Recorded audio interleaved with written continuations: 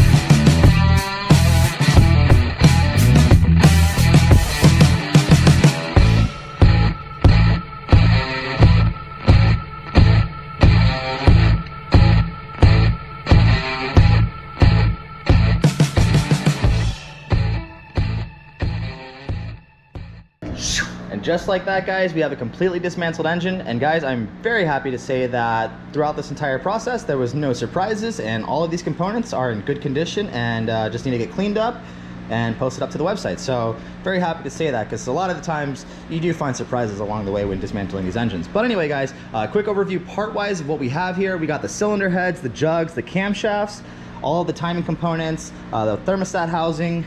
We got the clutch cover and water pump cover, pistons and rods, crank, both sides of the engine cases, the clutch assembly, magneto with flywheel, magneto cover, and the complete transmission is back there in the bag as well. So that right there in a nutshell is all the internals of an SV650 engine. So anyway guys, I hope you guys enjoyed this video. If you did, smash that thumbs up button. It really does help this channel grow, and it tells YouTube like, hey, this video isn't half bad.